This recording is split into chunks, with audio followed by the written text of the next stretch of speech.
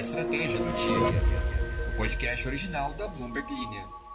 Olha, hoje a gente vai falar de um assunto super saudável para você levar nos almoços de família, tá? Vamos falar sobre maconha.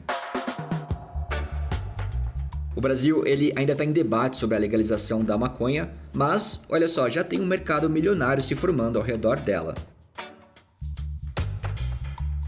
Desde a decisão do STF em 2024 que descriminalizou o cultivo doméstico de até 6 plantas para uso pessoal, surgiram novas oportunidades de negócios. Embora a venda continue sendo ilegal, produtos e serviços ligados ao cultivo e consumo de cannabis, eles estão em alta. Então no episódio de hoje nós vamos explicar como que esse mercado está se expandindo, quais são as oportunidades que surgem e como que ele pode impactar a economia do nosso país. E para isso a gente vai falar hoje com o Daniel Buarque, que vocês já conhecem da Bloomberg Linha, que inclusive foi o autor dessa matéria muito legal. Oi Daniel, como vai? Quanto tempo, hein? Oi Alan, pois é, muito tempo, mas é bom estar de volta aqui para conversar contigo. Daniel, antes da gente começar, consegue só explicar pra gente qual que foi a última decisão do STF? O que eles legalizaram de fato? Porque eu tô com medo de alguns ouvintes já desligarem aqui o episódio e irem plantar maconha sem saber o que rolou. Tá certo, olha só, o STF não legalizou nada. A maconha ainda é uma droga proibida no Brasil. Não é legal consumir, não é legal produzir, nada ligado à maconha é legal. O que aconteceu foi uma mudança de entendimento que deixa de considerar crime alguns hábitos ligados ao consumo para diferenciar da atuação dos traficantes. Então o que acontece é que as pessoas agora que adquirem, guardem ou transportam até 40 gramas de maconha para consumo pessoal ou que cultivam até 6 plantas fêmeas, que são as que produzem a droga, não são consideradas traficantes e não são presas por isso. Então a lei não mudou. A lei continua tornando proibida a droga, é proibido o consumo, tudo é proibido, mas as pessoas que são consumidoras, as pessoas que não produzem para vender, as pessoas que não vendem, as pessoas que não têm atividade de tráfico, não são consideradas criminosas e não são presas por isso. Então a lei não mudou, continua sendo proibido. Ah, entendi. Então foi mais a interpretação dessa lei, o espaço, né, que diferencia os usuários do traficante, isso que mudou. Exatamente. Então vamos falar sobre isso hoje, que é um assunto polêmico, mas que, né, é interessante saber porque a oportunidade é enorme. A gente vê em países aí como os Estados Unidos, alguns países da Europa que conseguem comercializar, né, capitalizar em cima disso. E também, você já imaginou carregar um carro elétrico tão rápido quanto você enche o tanque de um carro a combustão? Pois é, aquela história de deixar o carro a noite inteira carregando, ela pode ser passada a partir de agora, vamos entender. A BYD apresentou um novo sistema para carros elétricos que, segundo a montadora chinesa, vai permitir que as baterias sejam carregadas quase tão rapidamente quanto um carro comum leva para abastecer no posto de gasolina. Olha só isso, o novo sistema de bateria e carregamento da BYD foi capaz de fornecer uma autonomia de 470 km em 5 minutos em testes com seu novo sedã An-L. Isso segundo o CEO e fundador da montadora, Wang Xuanfu, nessa segunda-feira, dia 17. Isso pode ser um fator super importante para aqueles que são relutantes em mudar de carro para um elétrico por não querer ficar 4 horas lá num grau na beira da estrada esperando o carro carregar e pagando R$10 numa coxinha. Então, bora entender essa história também, o quão impactante é essa mudança para o mercado de elétricos. Lembrando que nós temos a nossa playlist exclusiva aqui na descrição do episódio, a trilha do dia, que você confere músicas que antecederam o episódio para os ouvintes. Inclusive, comenta aqui o que tocou antes para você. E também não se esqueça de seguir a gente aqui no Spotify, no YouTube Music, no Deezer, onde quer que você esteja nos ouvindo. Clica aqui no nosso perfil e segue a gente para ficar, né, atualizado diariamente das principais notícias de negócios do Brasil e também do mundo. Lembrando que essa matéria principal que vamos discutir, a matéria que está no título do episódio, você também pode ler na íntegra. Vou deixar ela aqui na descrição do episódio, tá? A matéria é muito boa do Daniel Buarque. Bom, vamos começar entendendo, Daniel, essa história do mercado de cannabis aqui no Brasil. Você explicou que não foi legalizado nada, o que mudou foi a interpretação das leis, né? A diferenciação maior entre usuário e traficantes. Pelo que eu vi na sua matéria, um fator-chave que proporcionou essa mudança de negócio é justamente essa interpretação que você explicou. Pelo que eu entendi, isso permite que o mercado ele se movimente no contorno legítimo da produção e do consumo do Brasil, né? Tem como mensurar essa oportunidade, o tamanho desse mercado aqui no país? Alan, isso é um desafio grande porque, como a gente falou no começo, é um mercado que ainda está preso à ilegalidade. Mas existem instituições e empresas que estão voltadas ao trabalho pela legalização, que acreditam que tem um mercado muito forte aí por trás e que já estão estudando qual é o tamanho desse mercado. Uma dessas instituições é a consultoria Kaya Mind. Eu conversei com o pessoal dela, o Thiago Cardoso, que é um dos cofundadores da consultoria, e eles têm uma estimativa, eles têm um estudo muito amplo sobre qual é o estado do consumo de cannabis no Brasil. E eles avaliam que hoje o mercado paralelo, que não é mercado de droga, ninguém está vendendo e comprando droga nesse mercado paralelo, está comprando produtos ligados a cannabis, seja seda para enrolar um cigarro, seja produtos ligados à ideia da cannabis. Esse mercado já é avaliado em 500 milhões de reais por ano. É um mercado muito pequeno ainda, porque tá ligado a uma droga ilegal, né? Mas você pode pensar no tamanho que ele pode ter se você considerar, por exemplo, os Estados Unidos. Os Estados Unidos hoje tem um mercado que algumas pessoas avaliam em 40 bilhões de dólares ligados a cannabis. São mais de 20 estados que legalizaram o consumo recreativo, então é totalmente legal você comprar e consumir. Então é um mercado gigantesco. E o que esse pessoal dessa consultoria e vários outros ativistas que estão defendendo a legalização no Brasil falam é que poderia se trazer um mercado parecido para o Brasil, um mercado aí de bilhões de dólares que poderia movimentar a economia brasileira. Antes disso, entretanto, e é disso que fala a reportagem que eu publiquei, o que está acontecendo é, como a maconha, né, tá saindo dessa mancha de ilegalidade, especialmente por conta da legalização em outras partes do mundo e como está dando certo em alguns lugares, tá deixando de ser visto de forma pejorativa. E com isso surgem produtos de consumo paralelo, como eu falei, a seda, produtos que são usados para cortar a erva ou produtos usados para fumar, além de produtos que eles chamam de lifestyle, roupas específicas ou produtos que são ligados ao consumo da cannabis. Então esse mercado já é avaliado em 500 milhões por ano só de produtos que são produzidos e vendidos legalmente, que não tem nada a ver com a droga em si, mas que está associado aos consumidores dela. Daniel, tem muita gente que faz uso da maconha aqui no Brasil? É uma coisa de fase só?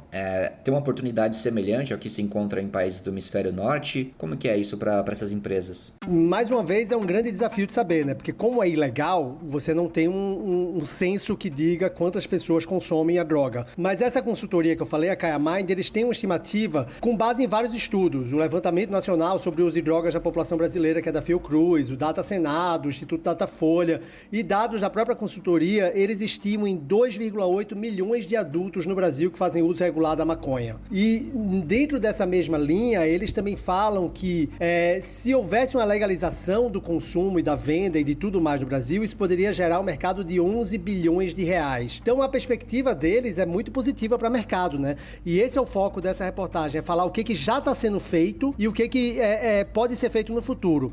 Porque tem uma coisa que é muito importante a gente falar aqui, Alan, que é o seguinte: muito da guerra às drogas ligado ao combate à maconha se disseminou pelo mundo a partir de uma política dos Estados Unidos. Foram os Estados Unidos que promoveram internacionalmente uma política de combate à maconha. A criminalização, a proibição e tudo mais. E os Estados Unidos, ao mesmo tempo, agora inverteram essa chave e são um dos principais países que estão liberando. Nacionalmente ainda não tem uma legalização federal que libere, mas os estados individualmente estão agindo para liberar e criou esse mercado gigantesco aí que eu mencionei, que algumas pessoas estimam em 40 bilhões de dólares. Essa mudança dos Estados Unidos tem a tendência de fazer uma mudança em outros países também, né? E a gente vê que no Brasil, por mais que ainda seja legal, existe um crescimento de um debate a favor da legalização que parte desse exemplo americano como uma perspectiva de o que o Brasil poderia seguir também. Então é a partir daí que se vê que se os Estados Unidos está dando certo isso do ponto de vista de mercado, claro, pode haver questões de saúde ainda, é um tema que pode ser muito debatido, é um tema que tem muita polêmica em torno, mas que existe uma oportunidade oportunidade de mercado muito forte aí. E aí o que está acontecendo é que a gente fala nessa matéria sobre 500 milhões de reais que já tem mercado ligado a cannabis. Isso é só uso recreativo, a gente não está nem falando de uso medicinal, que é uma outra área gigantesca, que também tem um potencial gigante, que já está se desenvolvendo no Brasil também. Além desses 500 milhões que já existem, tem muita gente que está começando a investir em produtos e em serviços voltados para a produção ou consumo da cannabis, não atualmente, não fazer nada ilegal, mas pensando numa perspectiva de que num futuro próximo pode haver uma legalização que pode vir a abrir esse mercado gigantesco do Brasil para novas oportunidades de investimentos. Aí essas empresas elas já estariam numa posição mais favorável, né? Caso a legalização chegue, né? Exatamente, essa é a ideia. A ideia é que se o mercado vai mudar, e existe uma mudança em curso no mundo, se o mercado vai passar por essa mudança, o Brasil, tem pessoas no Brasil que estão se preparando para quando ela acontecer, e se ela acontecer, está preparado para poder aproveitar esse mercado. E eu li nessa matéria também que essa consultoria que você entrevistou, eles citam que eles têm o objetivo de tirar a conversa do mercado de cannabis dessa bolha de consumidores e entusiastas. Eles chegaram a citar alguma estratégia para fazer isso? Porque acho que existe a barreira, né? O desafio de esbarrar em apologia e alguns crimes, né? Por isso que a gente repete sempre, a maconha é ilegal no Brasil, não está permitido, não existe uma mudança na lei. Mas o trabalho que eles fazem é no sentido de justamente tirar da bolha, como eles falam, né? Eles fazem estudos sérios, não é estudo para promover a droga, não é estudo para promover o consumo, são estudos sobre a realidade do Brasil. Esse número que eu citei que eles passaram, de 2,8 milhões de usuários no Brasil, é um número com base em estudos que avaliam quantas pessoas usam, com frequência, com que frequência e tudo mais. Ou seja, eles estão trazendo uma abordagem de pesquisa, de ciência, para poder entender qual é o padrão do consumo e para entender qual é a perspectiva de mercado disso. Eles têm vários estudos que avaliam áreas diferentes que lidam com isso. Tem o que eles chamam de grow shops, que são empresas voltadas a oferecer insumos para quem quer produzir plantas. E aí algumas pessoas podem usar isso para cultivar o que elas quiserem cultivar. Existem as head shops, que vendem acessórios para consumo.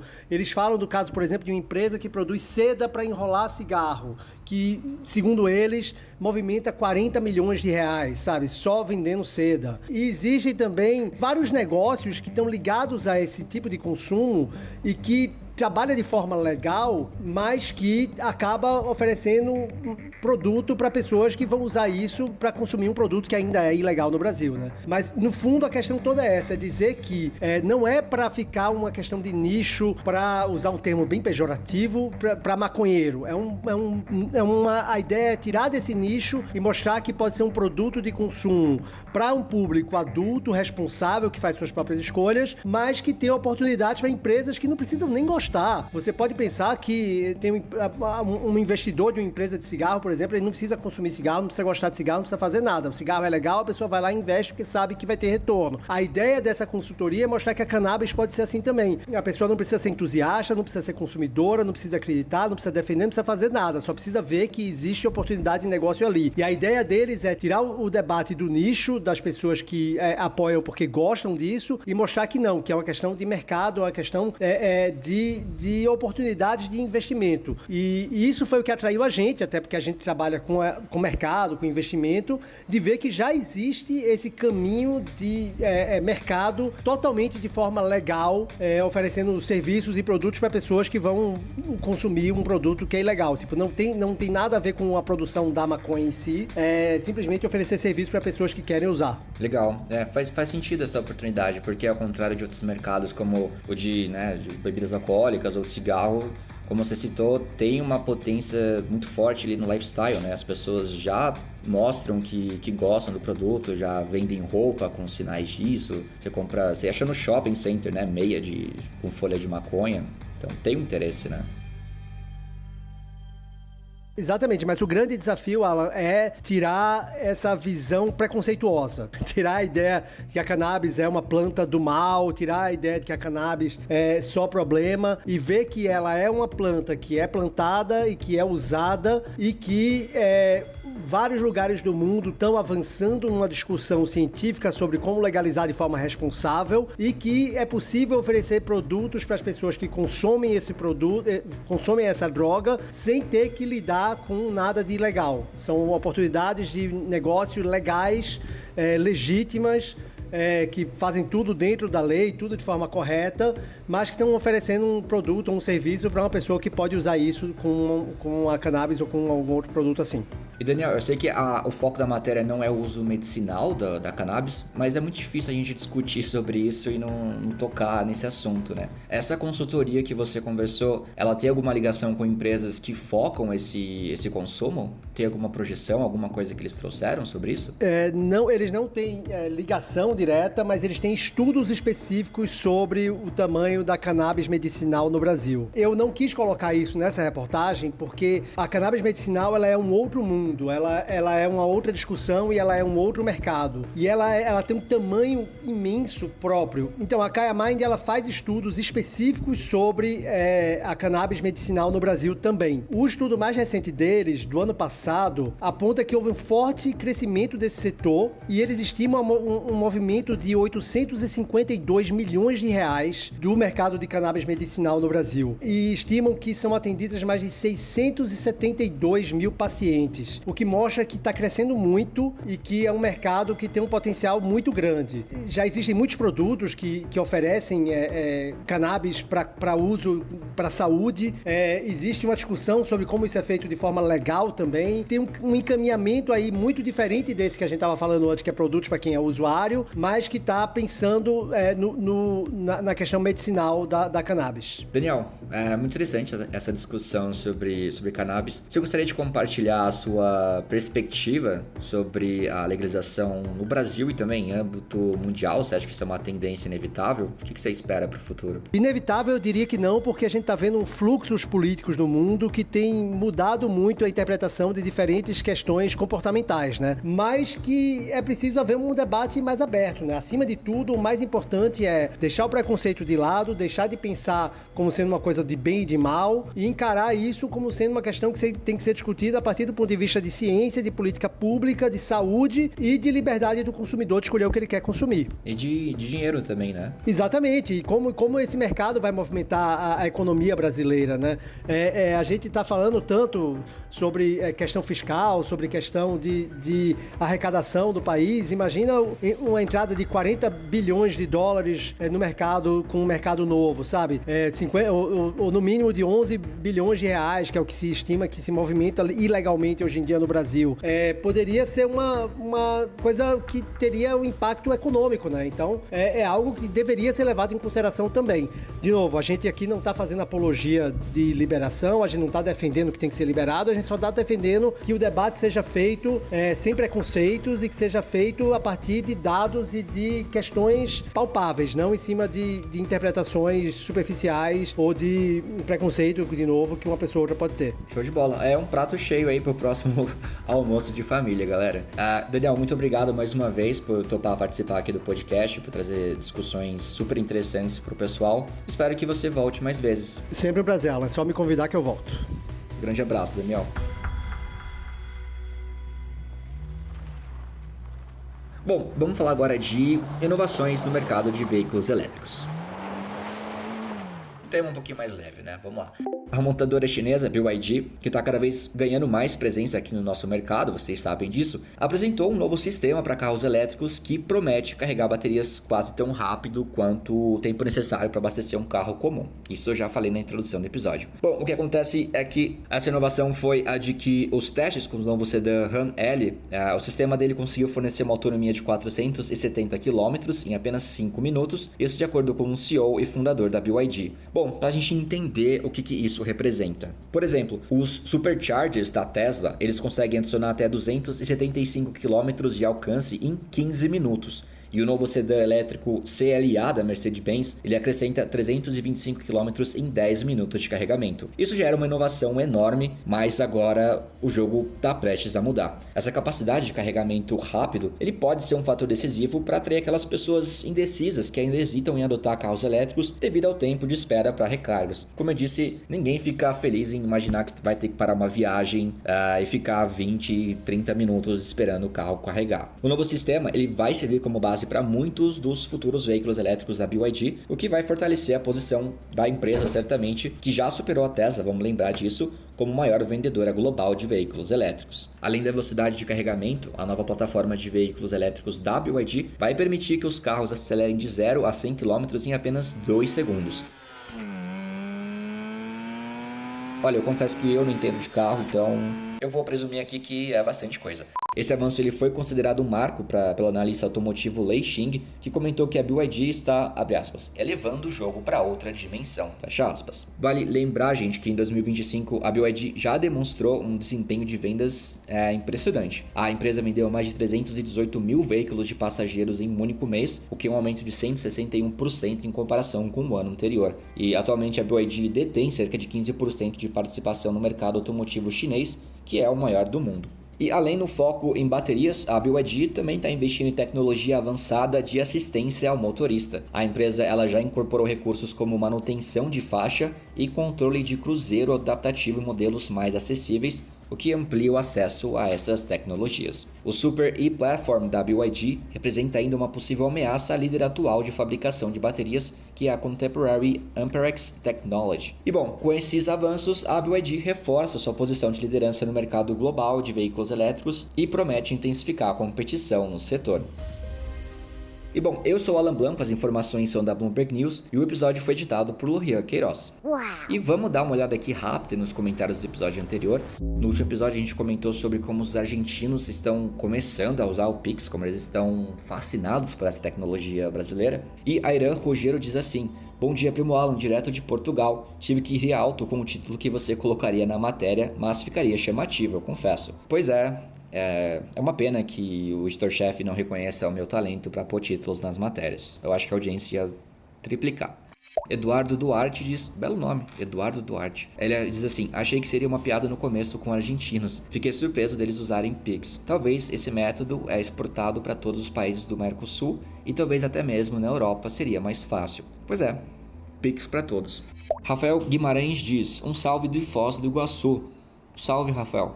Esther Estimada diz, sim, o áudio está melhor. Muito obrigado pelo feedback, Esther. Estava esperando aqui algum comentário sobre o áudio. Fico feliz que esteja melhor a qualidade. E ela também disse que tocou Basket Case do Green Day. Bela música para começar o dia. E é isso, gente. Vou ficando por aqui. Muito obrigado pela audiência de vocês. Espero que vocês tenham gostado do episódio de hoje. E até o próximo episódio. Até lá. Tchau, tchau. Um big beijo.